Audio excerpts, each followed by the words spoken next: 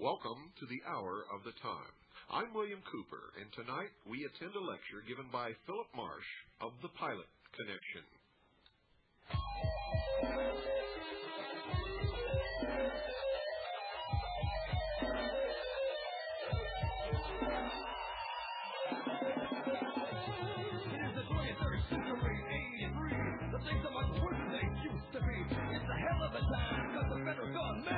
Brothers of the day, it was in your hand. People all over in every town. Silly gone flying, ready down to the ground. Out of control, people pouring apart. Little children of the neighborhood, every door. Muggles, looters, killers, and thieves. Now everywhere you look, it's just another disease. 300 million people on a planet made for three. Now who's gonna set this hell's free? Planet of children, the earth is your prison. A sky filled with hatred and doom. Just leaving a flower you take from the altar, but where is the kiss of perfume? No more white roses, the rain of tin soldiers. When comes out the hope that you bring,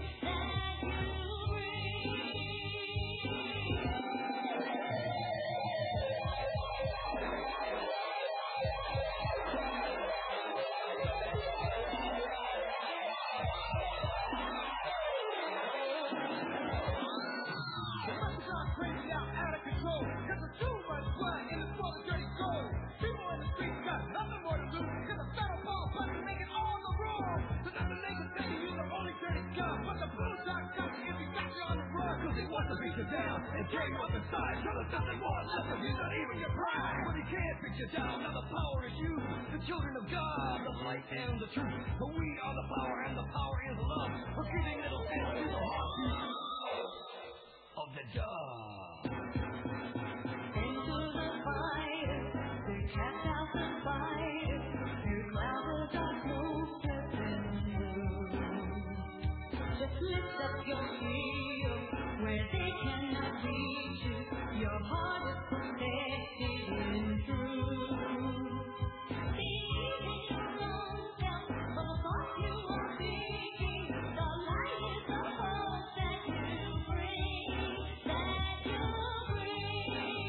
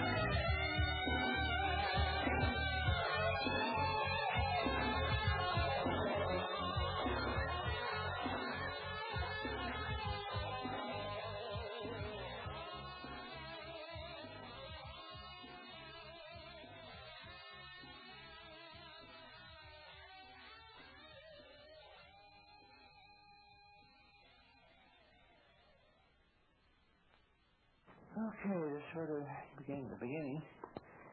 Well, this is a 1040 instruction booklet from 1986. Way back on page 48. They have something called the Privacy Act and Paperwork Reduction Act notice. So several interesting things. First of all, right here in the bottom of the first paragraph, it says whether your response is voluntary, required to receive a benefit, or mandatory under the law.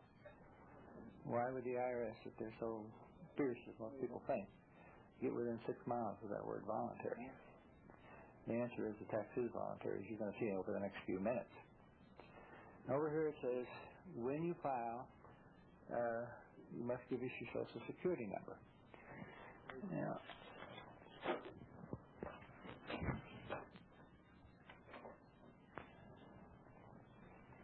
let's find out why they want your Social Security number.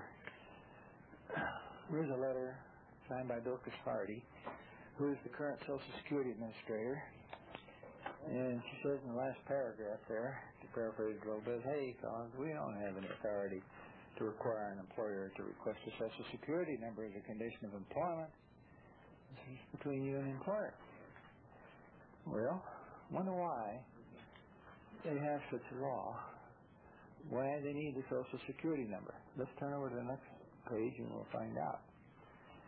Here's a letter from someone in the Social Security Administration written to this fellow in South Dakota. And it says in the first paragraph up there that Social Security is a voluntary number.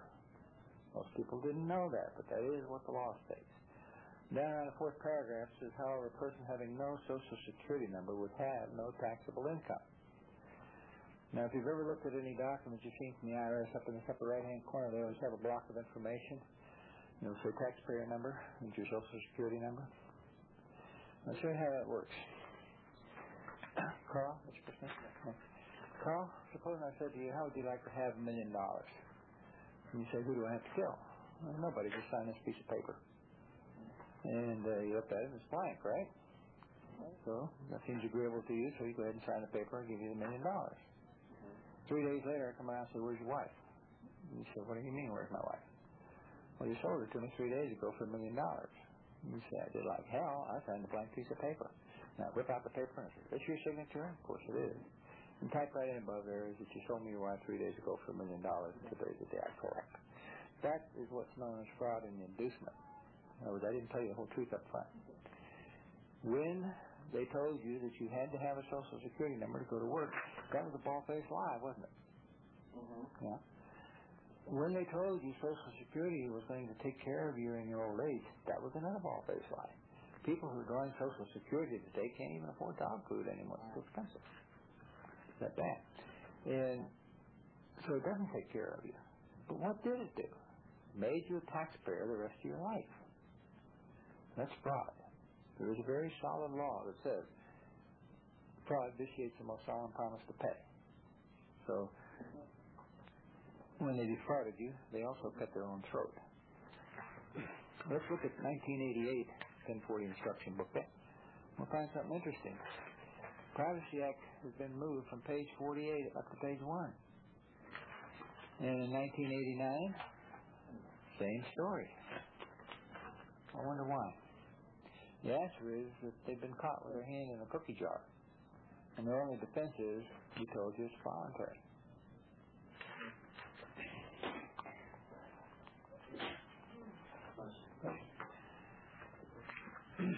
This is an official IRS publication. Beat up as it is, we do have nice new copies of it. But I use this one because it proves a point. That is, I've been doing this for 8 years. Mm-hmm. And it looks at least 8 years old. Yeah. It's called the Illegal Tax Protester Training. This is an instruction booklet for IRS agents, okay? And what's your first name? Ronnie. Ronnie? Mm-hmm. Ronnie, you want to tell us what it says right there? Department of the Treasury, IRS. Do you see United States there? The word United States? No. Because they're not. The Department of the Treasury of R.E. Harrington Incorporated, a private English insurance company. We're going to be showing you their incorporation papers before the day's out. And if they told you that up here, obviously you wouldn't kowtow to them, right? Carl, let's see what their official position is here. start with the word these and tell us what that one sentence says. These individuals and groups are attempting to disrupt effective tax administration, present a major danger to our voluntary compliance. Did I say voluntary or did the IRS? Yeah. What is an illegal tax protester? They say it's somebody who fills out a return and doesn't pay all the taxes for whatever reason. I even happen to agree with them on that. If I sign you up to play football for 49ers and you come out in your Oakland A's uniform with all the baseball rules in your head, we're going to have a problem, right? Yeah. All right? If you and I sit down and play Monopoly and you want to insist on playing by general rules, we're going to have a problem. So, yeah, if you're going to file tax returns, play by the rules. The people in here did not play by the rules. They used excuses like bow poverty through church, didn't want to pay for abortions, didn't want to pay for military, all this kind of stuff. And they just didn't pay all their taxes. That's not fair. That's not playing the game by the rules. And I don't blame the IRS for being unhappy about that. Okay? Or anybody else for that matter. Whatever you do, you play by the rules, right? Now, Ronnie, I have some real bad news for you. Did you know that there's a law against wearing washed blue jeans in San Jose on a Wednesday morning? You didn't know that? Supposing I showed it to you in a legal law book, however, and it was written there, would I have to threaten, force, or coerce you, or would you simply know you broke the law? I probably know I broke it. Right. Now, my point, that's a silly point, but the point is to emphasize this next thing we're coming to. This is instructions to the IRS agents, and it's about stop filers and non-filers. This is the place to tell them what law a person is breaking by stopping filing or not filing. Right? You want to read those 3 paragraphs for us and tell us what law we're breaking here? These schemes involve individuals who have never filed an income tax return or simply stopped filing. These protesters are the most difficult to identify since they do not draw attention to themselves by sending in protest letters and not acceptable returns. In some areas of the country, stop filers and non-filers are becoming more common. Many known illegal tax protesters just have stopped filing any kind of return. Unless the individual is known to the service employee, it is extremely difficult to determine if the taxpayer is an illegal tax protester. I know that your name's Ronnie. I know you got blonde hair, a purple sweater, blue jeans, and athletic shoes on, okay? Is there any law against any of that? Not that I'm aware of. So it was known to someone in the service. For what? What law are they breaking? If you're breaking a law, that's a whole different ballgame. Carl, it says here questioning your authority. You want to read just that first line for us? Questioning your authority. Identify yourself by showing your credentials. State your appropriate authority. IRC. Okay, IRC 6331 to levy and seize. That's and right. IRC 7602 to examine books and work. Yeah. So they're telling them that IRC 6331 is their power to levy, right? IRC is Internal Revenue Code. So let's get into section 6331 and see what it says.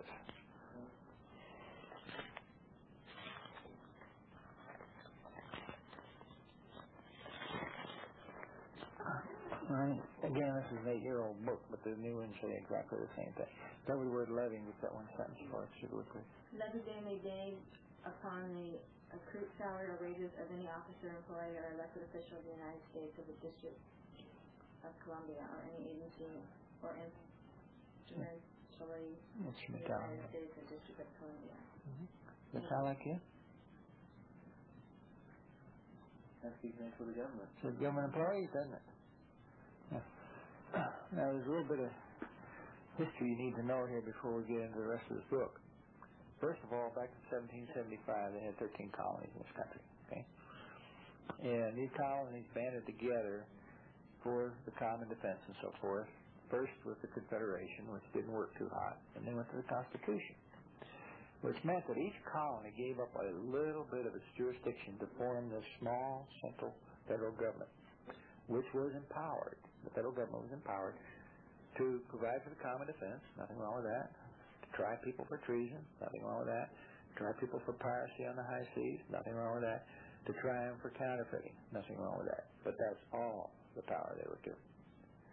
Now, to make sure that the federal government wasn't influenced by one of the states unduly, rather than have them have their seat of government in a state, they decided to get their own property, which they could control. So they gave them Washington, D.C. Okay? Now, I want to get this jurisdiction thing clear in your head. Carl, you own a car, right? Supposing, and do you have jurisdiction over that car? Control? Yeah. Okay. Supposing you were kind enough to lend me your car to go to the grocery store and back. Who would have jurisdiction over that car while it's going back and forth to the grocery store? You would. Yeah. And when I gave you the car back, you still have the majority jurisdiction, right? So that's what the states did. They gave up a little bit of their jurisdiction to the small central federal government for these purposes that I just mentioned. And no more. Now, my next question is this.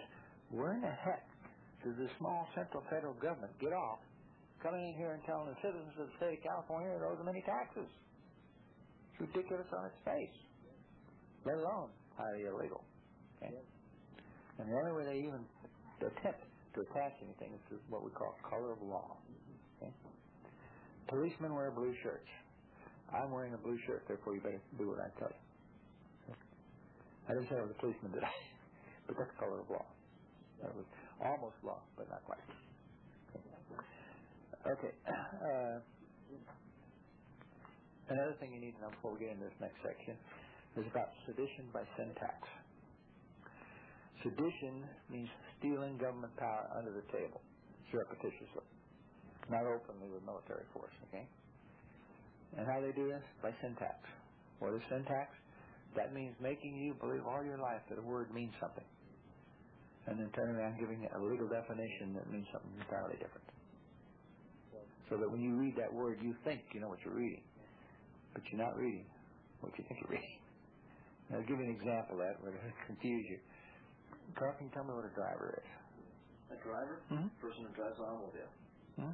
Honey, the state of California even agrees with you. In the Motor Vehicle Code, it says a driver is one who drives, in Section 305. Now, my 5th grade English teacher told me never to define a word with a word. So I was curious to know what the heck is a driver. So I went to Black's Law Dictionary, which is the dictionary that the legal eagles use when they make up these definitions. And it says in there that a driver is one who operates a motor coach and a whole bunch of stuff, whether employed by himself or employed by the owner. Employed? Come on, that's commercial, isn't it? Right. Then, if you look at the Motor Vehicle Code carefully, you'll see it's constantly referring to the Uniform Commercial Code, the Business and Professional Codes, the Revenue and Taxation Codes, all of which are commercial in nature, totally. So I went to the Revenue and Taxation Codes, and in Section 9303 I found something very interesting. Operator includes somebody who hauls passengers or freight on the highway for hire. At 9303.3, operator excludes someone who hauls passengers on the freight or freight on the highway as long as it's not for hire. That's me. So I am not an operator. It also tells me in there that operator has to pay 3% of his gross receipts. It also tells me an operator has to have a driver's license. I even agree with that one. But I'm not an operator, and I don't need a driver's license. Okay. That's the big argument I got with the state right now. All those court cases are all over that issue. And I'm winning it, believe it or not. So anyway, that's sedition by syntax. See how it operates. In 1938, when Congress was allegedly putting this piece of garbage together, and I use the word allegedly for this reason, I wrote a book. I know everything that's in the book because I had to edit it several times. I've lectured on it and worked with it constantly. So I know everything that's in that book. Okay? Call up your congressman today, senators or representatives, and ask them what is contained in the Tax Reform Act of 1986, which they allegedly wrote. And you know what they'll tell you? We'll be happy to send you a copy. But that's all you'll get out of them, because they don't know what's in it. They don't understand it. The reason is they didn't write it. The IRS's attorneys wrote it. Congress just rubber-stamped it. Highly illegal, to put it mildly. Okay? In 1938, when they allegedly wrote this piece of garbage, the entire debate was about taxing government employees. And I have a copy of those debates there in my file. But it's not necessary to dig into all that to find out because they were kind enough to tell us right here what an employee is. You want to tell us the 3401C? Employee. For purpose of this chapter, the term employee includes an officer, employer, or elected official of the United States, a state or political subdivision thereof, or the District of Columbia, or any agency or instrumentality of any one or more of the foregoing. The term employee also includes an officer of a corporation. Okay. First of all, you all your life you probably thought you were an employee or had employees, whatever. It's not true. An employee, by definition here, somebody works for the government, isn't it? It goes on to say state, doesn't it? So if somebody works for California, would think, whoops, they got me. No. Again, sedition by syntax. Section 3121E in here says state includes Puerto Rico, Guam, the Marianas, and Washington, D.C., and or government enclaves. Now, government enclave is, for an example, the federal building in San Francisco or Moffett Field or Presidio, Alameda Naval Air Station, this kind of thing, which they've got all across the country. If you own property, and you can own more property in more than one place, right? You could have a house at the seashore and a house in the mountains, or whatever. So you would have jurisdiction over those, and naturally the federal government has jurisdiction over what they own, period. But they're trying to make bluff here with the word state, and another place they even use it is the officer of a corporation, right? So you think, well, gee, I'm president of my little corporation, so that means me. No. What are these? These are federal regulations, aren't they? They apply to federally chartered corporations, of which there's only one that we're aware of, and that's the Federal Reserve Bank. So if you're an officer of the Federal Reserve Bank, it means you, otherwise forget it. Incorporated by state. Every other corporation in the country is in a state. Right. Okay. Also, if you would call up the IRS right now and say, where is it written that I have to file a tax return? They're going to quote you Section 6012. Just read the general rule there, those first two lines. Every individual having a taxable... No. General rule. Returns. Okay. Returns with respect to income taxes under Subtitle A shall be made by the following. Okay. Does it say income tax returns? It returns with respect to income taxes, isn't it? Why the strange wording? Suppose you're a high-powered government employee, and I'm the government, and I'm paying you a big fat salary, and I want to return with respect to income taxes. Now the wording makes a little sense, doesn't it? Because that's what it applies to, nobody else. It goes on to say... I didn't understand that. It doesn't say income tax returns. It talks about returns with respect to income taxes. Okay? So if you're the government employee, and I'm the government, and I'm giving you a big fat salary, and I want to return with respect to income taxes, this wording makes a little bit of sense. Okay. It's not too clear, but it does make more sense. And if we're talking about income tax returns, then you can say, well, that's what I file, and so forth, right? But that's not what we're talking about. Everything the IRS has and does, as you will see, is almost, color of law, almost on, but not quite. It doesn't really apply to you anywhere else. But they're using it to tell you that it does. That's just a bald-faced lie. It's fraud. Okay? And it goes on to say under Subtitle A. Well, if you look up Subtitle A, which is in the other book of the code, it talks about income taxes. And the minute you see the title, hey, But there's something about the IRS code. Every time that you pick up the book at any particular paragraph, it will refer you to somewhere else in the book. And by the time you're finished, you will have read the whole book and be thoroughly and completely confused. Okay? But Subtitle A, as you're reading down, it all of a sudden dumps you into Subtitle E. Subtitle E covers people who deal in alcohol, firearm, and tobacco taxes. Those are the people that are required to file, because they're volunteering into a regulated enterprise. And so naturally, they're required to file tax return. And it goes on to say, shall be made by the following. Now, a lot of people think shall means you got to do it. United States Supreme Court and every other appellate court in this land has ruled in over 61 case sites that I'm aware of that the word shall, when used in any law or statute outside the Constitution, which of course this thing is, means man's voluntary. Okay? So again, it's sedition by syntax. Right? Otherwise it'd be must. There is one person who is required to file. Carl, you want to tell us who it is? Guy that's underlined there? A non-resident alien individual. Right. And I even agree with the IRS on that one. Non-resident aliens come in here. This means that they're not planning on moving here. They still have a home in France or Germany or wherever they came from.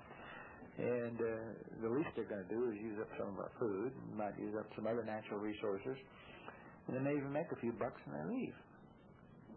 So tax them. I have no argument with that. But at this point, we need to understand the difference between taxes and tribute. Have either one of you read the United States Constitution since grammar school, or even at that time? No. See, only one person in 1,000 has, and that's what the problem is in this country today. And the reason it's a problem is this: the first three words of the Constitution are "we the people." The last three words in the 10th Amendment, which is the last legal amendment in the Constitution, are "to the people." Whose document is it? We the people's document. And we the people don't even know what it says. How are we going to enforce it without even reading it? Doesn't make any sense, does it? But you remember, this is all planned deliberately to get you to not read the Constitution. They talk about it, you hear about it in the press and all this kind of stuff. But to you, it's just a vague name, and you think it's okay, and you want to go on about your business of raising your kids and making a living or whatever it is you're doing, not paying much attention. Well, when you do that kind of stuff, friends, the fox steals the chicken out of the hen house because you put him out there to guard. And that's what the problem is. So we will, before we're through here, show you the Constitution and get you to read the thing. One of the things they also tell you is that you must obey the law, right?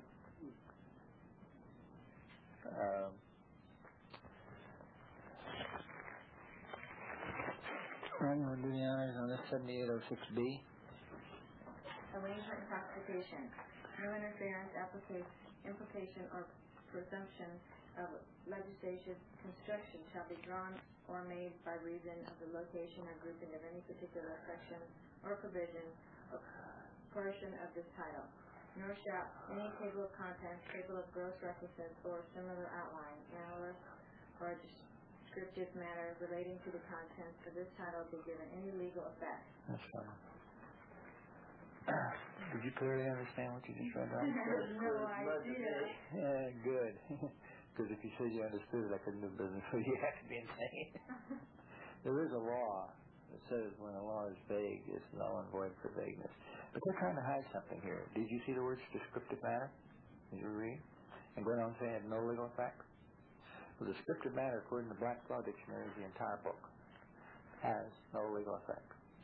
It's true. It's administrative regulations applying only to government employees, and it's voluntary even for them. I have a worker here. Not an employee, she's a worker. And I have administrative regulations. Mine are very simple. Come to work at 8 o'clock in the morning, get an hour for lunch, go home at 4. Okay? But she still has regulations that she has to follow. Okay? It's true with any company. Got to have some kind of rule. Otherwise, it's not going to be chaos. You're listening to an introductory tax seminar given by Phillip Marsh of the Pilot Connection on the Hour of the Time. I'm William Cooper. Make sure you get a pen or a pencil and a piece of paper and be ready to write down the information that you'll need to be able to attend one of these seminars or obtain information about the Pilot Connection. Right now, we're going to take a short break, folks. Don't go away. We'll be right back. Welcome back, folks. I want you to write this down. The Pilot Connection. That is the Pilot Connection. 6333 Pacific Avenue, Suite 334, Stockton, California, 95207. That's the Pilot Connection. 6333 Pacific Avenue, Suite 334, Stockton, California, 95207. Now you can also phone them, and here's the number. Area code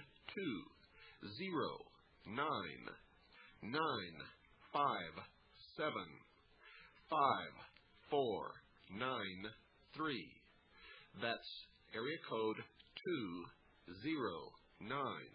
20995754993. Now, this information will be repeated later in the program. Remember, whether you write or phone, make sure that you tell them that you heard about them on the hour of the time and that William Cooper sent you to talk to them. Now we return to the second half of the tax seminar conducted with Phillip Marsh of the Pilot Connection. So the government's entitled to have rules for its employees, but what they're not entitled to do is to shove those rules down your throat when you don't work for it. And their only claim to fame, as far as you're concerned, is the fact that they've suckered you into the Social Security situation. And it's total fraud from top to bottom. Carl, you want to tell us what it says right here in this block? That's an official IRS publication. Our tax system is based on individual self-assessment and voluntary compliance. The material contained in this handbook is confidential in character. It must not under any circumstances be made available to persons outside this service. Internal Revenue Service Commission. Why do you think they don't want you to know what's in here? What's the one thing that people dread more than anything else with the IRS? The audit, am I right? Would you tell us what their official position is? Just the first sentence there. An individual taxpayer may refuse to exhibit his or her books or records for examination. That's fine. What did you just tell me? Can refuse to exhibit them, right? Right. If you can refuse, what is the tax? Voluntary, isn't it? Right.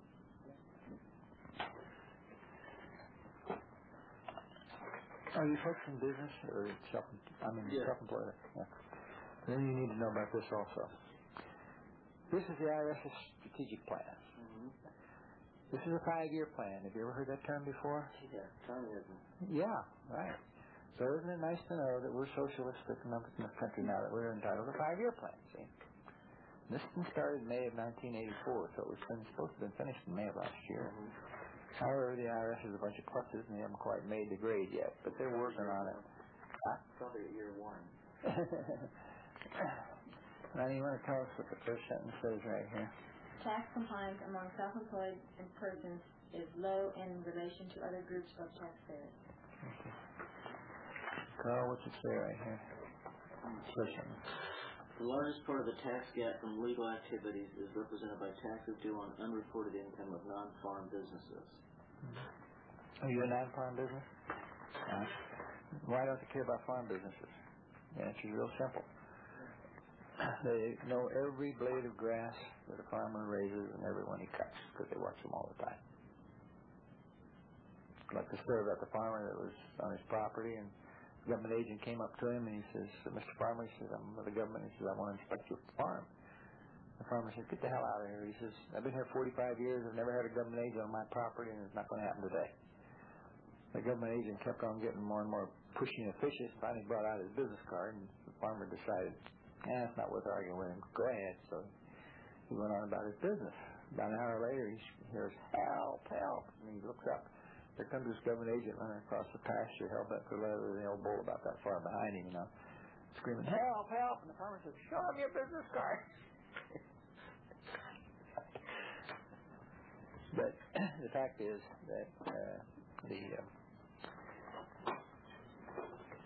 the government is interfering far too much in too many areas of our life today. Now, we have shown you that the tax is voluntary. And if you have any questions about that, I'll be happy to answer in just 1 minute after I show you this. In order to tell you what we can do about your specific problem, okay, before we ask you any question about it, first step we have to do is get ourselves protected and you. If I do business with the general public, I have to be licensed as a CPA and an attorney and whatever else they decide to do what I'm doing. Mm-hmm. But there is another law that says that within the confines of a First Amendment association, we can do anything short of murder and get away with it. And so we ask you to join this First Amendment association, the Pilot Connection Society. It costs $45 a year, covers husband, wife, and unmarried children under 18 living home and working. And what you get for this is the ability to discuss your problem specifically, plus a very, very valuable newsletter that's going to give you all kinds of great information about how to run your financial affairs, as well as information about what the government's up to and this kind of thing. Mm-hmm. Okay, we'll put that aside for a moment. Any questions on what we've shown you so far? Okay. All right, next thing I'm going to do is show you the documents we use to fight them with. Okay? And then tell you how much they cost. And after that, if you want to proceed, then the next step is, join Korean Fire Society and go on. First thing we're going to do, if you have a problem, is we're going to write your cover letter. Now, this is what I call a position letter. That means that you're saying, you did this to me, I want this for redress. Okay? It may have exhibits, it may not, depending whatever. We do recommend that you handwrite this letter, because it takes 3 to 5 times as long to read handwritten material as it does type. Anything to slow those turkeys down. But this letter is not cast in concrete. In other words, you can add or subtract from what we suggest to suit your own needs. Next thing we're going to give you is another cover letter, which also should be handwritten, but this one is cast in concrete. In other words, you have to use the exact wordings that we use here. And it starts off by saying, I've studied law and find I'm not under the jurisdiction of your agency. And to paraphrase it a little bit, it says, if you have any information to the contrary, I want it signed in writing under penalty of perjury. And if you go around this demand, I'm going to sue you under Section 7214 of the IRS Code, which is quite crystal clear that when an IRS revenue agent uses color of law to extract taxes from someone, he becomes personally liable. He can get $10,000 fine and 5 years in jail for doing that, plus be discharged from his job. Okay. The next thing we're going to hit him with is an official demand for jurisdiction. This requires your name and address here. This whole thing has to be retyped. You send it to the IRS's local office, as well as, like Fresno, for example, the regional office. And the reason for that is that they like to play football with you. If the local office is after you and you push them out of the picture, then they chase Fresno after you. But if you get them both at the same time, you probably never hear from them again, which is what you want, of course. Then the date and certified mail return receipt requested. You sign it here, and you get a proof of service signed by a disinterested third party. That's real important, because if you don't, every time they'll say, yeah, we got your envelope. They have to. They got their receipt. They send their receipt back. But what you said was in there wasn't in there. If you got this, you said, hold it, I got a witness. Then they never question it. So you use like a notary for something No, like that? not for this. This is just a friend, okay? Anybody but the two of you, okay? Also, you need to retype this. This is a memorandum of points of law. Anytime you do anything legal like that, you have to have some kind of law backing you up. Okay, and sign that. This is probably the most important document that we have in our bag of tricks. The only law in here that the IRS can charge you with is Section 7203, willful failure to file. There's only one way that they can prove willful failure to file. And that is to bring in your old tax returns from 19 whatever and say, look, Your Honor, he knew he was a taxpayer, here's his old returns, now he isn't filing. And the judge would look at that and say, guilty.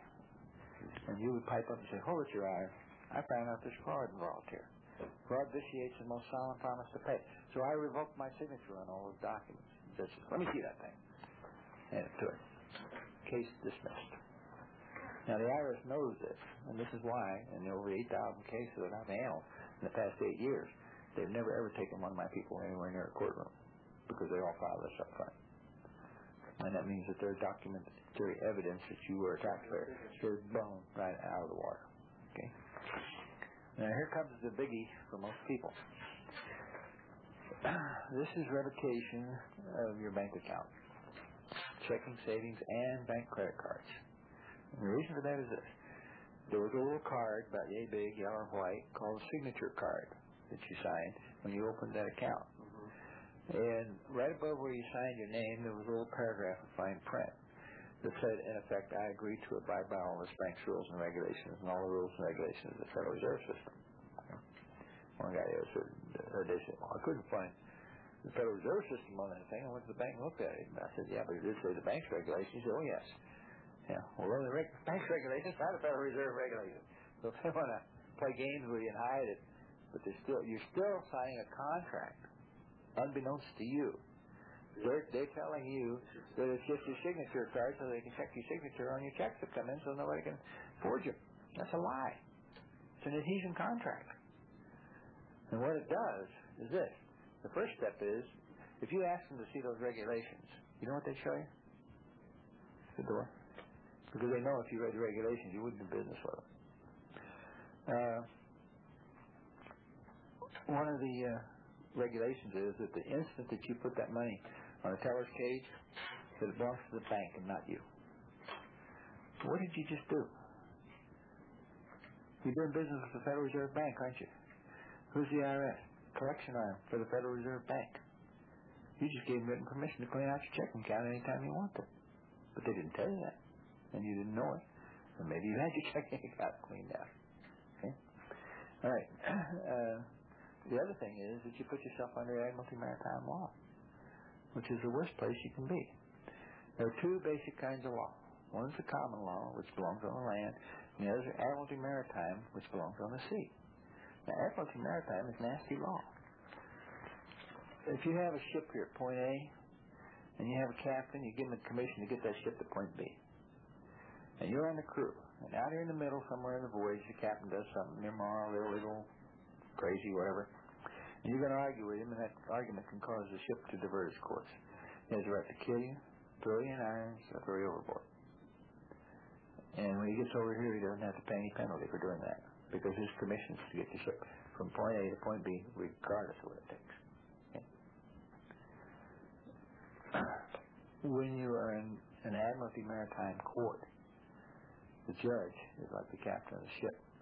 He has the last word, and it's always you lose, turkey, no matter what your arguments are. So that's what you agreed to when you took out your check in your savings account. Now, do you want to keep it? Or would you like to get rid of it? Yeah. All right. You wrote your signature on it. Now, you give this to your bank. Yeah. Will your bank cancel your checking? Well, we show you how to do the whole thing. Okay. And there are 4 alternative methods of banking. As a matter of fact, we have 5 now, actually. We just got a new one. So there are 5 ways of doing banking without having that signature card floating out there destroying you. Okay? And obviously you have to do that. It's one of the major things. We just had a chiropractor from Ukiah that was convicted last month of willful failure to file. I had nothing to do with his case. I tried to help him, but he's using somebody else to help him. But at any rate, he did tell me that all during his trial, the U.S. Attorney kept bringing it up over and over and over. But, Your Honor, he has a checking account. So that was their main argument. Gotta go. Next document is real interesting. This is provided for in the Freedom of Information Act, which is a very valuable act to us. That's how we got a couple of these books that we showed you. And this is a Privacy Act request underneath the Freedom of Information Act, like a sub-chapter. And in this first paragraph, you're going to ask for your IMF or individual master file for the year or years that they're after you for. IMF comes back, and you can read your name and address on it, and all the rest of it's in computer code. But we have the books to interpret those codes. Okay? And what happens is that we've never seen an IMF that doesn't have 2 interesting things on it. One is an MF06, which means no tax return was due for that year, and an MF10, which means no tax was due for that year. How are they going to look if they try to take you to court and you've got this document? At least the judge is going to have some questions about why are they in here telling you you owe them $10,000 or whatever it is when the IMF shows you don't owe them anything. Now, why doesn't the IMF show that you owe anything? The answer is real simple, folks. The IRS doesn't collect taxes. They collect tribute. Do you know the difference? Okay. The reason you don't know the difference is because of the question that I asked you earlier, whether you'd read the Constitution or not. If you've read the Constitution, you know what taxes are. They're duties, imposts, and excises. The duty is tax on foreign goods coming into this country. Lord knows we all got enough of that stuff in our homes these days and can't afford it. An impost, they say, is a tax on a corporation. It's a tax, an indirect tax on the people who do business with the corporation. Corporation starts out with zero money. They raise money by selling goods or services to the public. So what are they going to do if there's a tax? They're going to pass it on to their customers, right? That's where that comes down. The third one is excise taxes. That's the biggie. And again, most people aren't aware of them. We're all wearing shoes. There's 618 excise taxes on a pair of shoes. You ever go to the store and buy a loaf of bread, right? Mm-hmm. There was 108 excise taxes on a loaf of bread. Did you ever put gas in your car? Almost daily. Yeah. 83% of the cost of a gallon of gasoline goes to state and federal excise taxes. milk, cigarettes, booze. The list goes on and on. Okay? The government raises twice as much money as it needs to run the government legitimately if they just stop paying $2,000 for a hammer and pay $7.95 like the rest of us through those methods. So that is the question, where's the IRS come in? Well, here's where the IRS comes in. They steal your money in the form of tribute because you're getting nothing for your money for tribute. Okay? If I came to you and said, Carl, give me $1,000 now. And you say, why? And I say, because my name's Phillip Marsh. And you say, well, what are you going to do for me for my $1,000, Phillip Marsh? And I say, absolutely nothing. I want the $1,000. Pay now. I might as well have a gun on you or steal your wallet, right? Same difference. That's exactly what the IRS is doing to you. The treasurer of any organization is the one who receives the money and pays the bills, right? That's what the treasurer's job is. Who pays the United States bills? Look at any government check. It says United States Treasury Department on it, right? Not Treasury Department, United States Treasury Department. Look at the back of any check you've ever given the IRS. Deposit to the Federal Reserve Bank. Now, who's the Federal Reserve Bank? They are a private corporation owned by one American family and 11 foreign families. Okay? Who in their entire history, since 1913, have never, ever given the United States Treasury one dime. So where's the money going? The answer is it goes to Russia, China, and other communist activities designed to destroy this country. Now, when most people hear that, they say, wait a minute, this guy's awful long out to lunch. Couldn't possibly be right. Can't possibly know what he's talking about. So let's look at a few facts. First of all, at one time on this planet, there was nothing but masters and slaves. And one day a slave broke free and decided he didn't have to be a slave anymore, and he became middle class. Middle class, by definition, is somebody with money and education. They're free to travel about, and they make lousy slaves. You know, you got a slave, you want to know where they are all the time. Okay? That's step one. Step two is this. Or maybe I should expand that there is still the master mentality on this planet. It would be so lovely if we could get rid of it.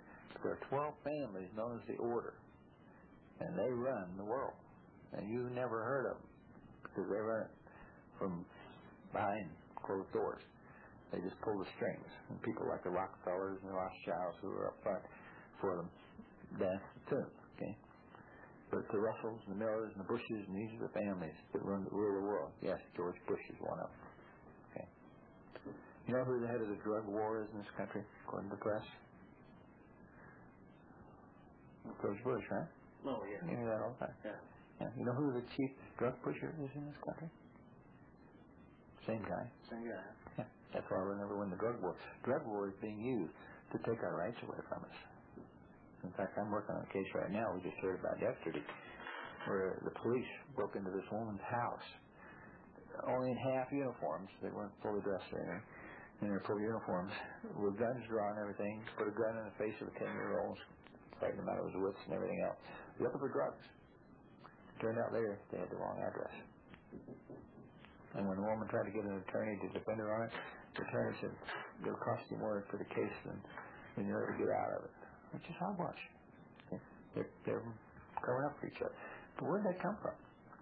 It came from the fact that recently the Supreme Court said, in the case of suspected drug dealers, police don't have to have a warrant to break in and search. Well, ladies and gentlemen, that was our special guest tonight via tape, Phil Marsh from the Pilot Connection. I'm doing it because you need to know the truth. You need to know what's destroying this country, why we've had rampant inflation, why our money has been debased, why a dollar is not a dollar and a quarter is nothing more than a bus token, why these so-called government agencies are not government agencies at all, but are private corporations destroying this country, owned and operated by the Illuminati.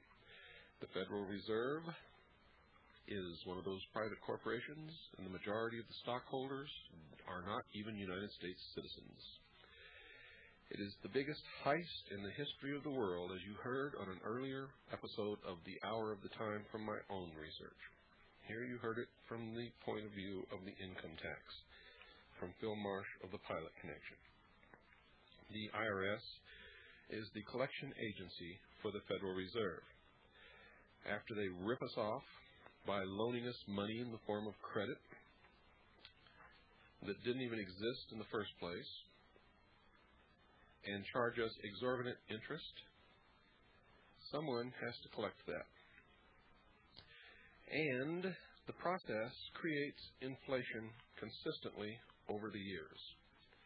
The only way that they can consistently fool the people into accepting it is to blame the inflation on something else, such as the price of oil, and collect the taxes to take out of the country so that the American people will never catch on to the rampant inflation.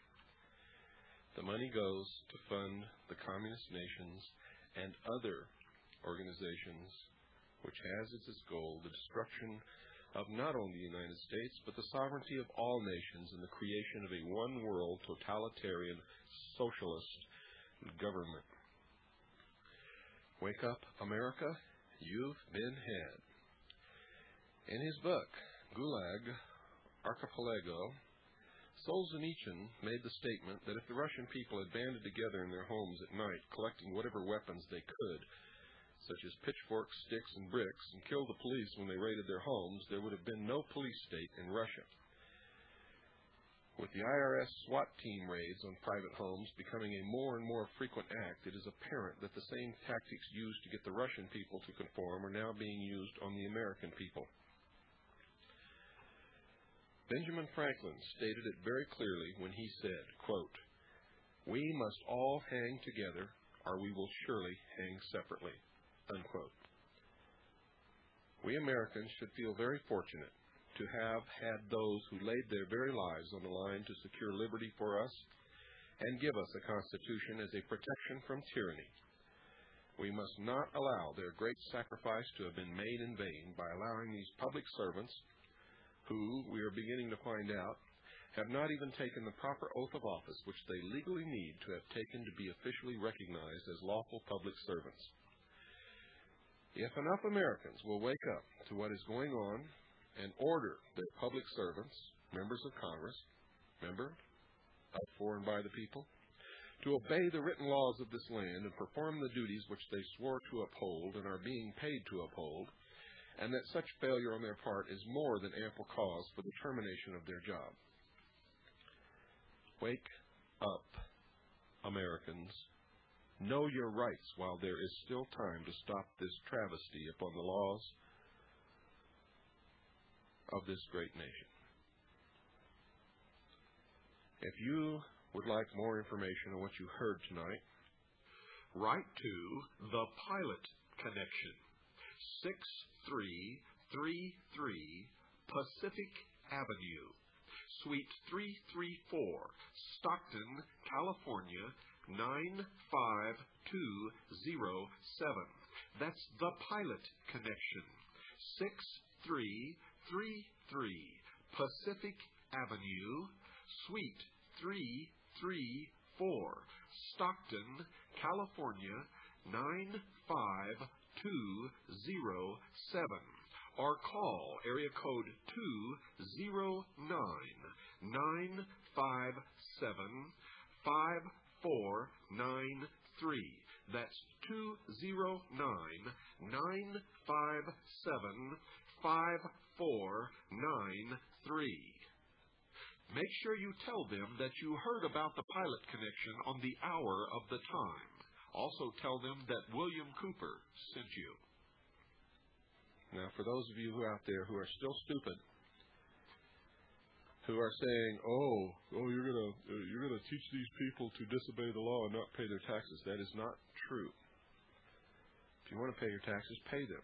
As you heard on the last broadcast and on this, income taxes are strictly voluntary under the law. And you've heard the law quoted. I do not ever advocate anyone to go against the law. I will tell you, do not ever go against the law. Do what is legal in all cases. The Pilot Connection will teach you what the law really is and how to do whatever you want to do once you've made your decision. And that's the truth of the matter. The Pilot Connection will also tell you, don't disobey the law. Don't go against the law. Don't ever try to overthrow the government of the United States of America. None of us advocate that. On the contrary, our purpose is to save the United States of America, to save the Constitution and the Bill of Rights, and to do what is legal. Remember, many people are caught in traps of their own making because they are stupid. They do not do the necessary research to find out what the law really is, and they are afraid to stand up for what they know is right and to claim their rights given to them by the Constitution and by their Creator. I hope you've learned something in the last broadcast and in this broadcast tonight. As always, good night. And God bless you all.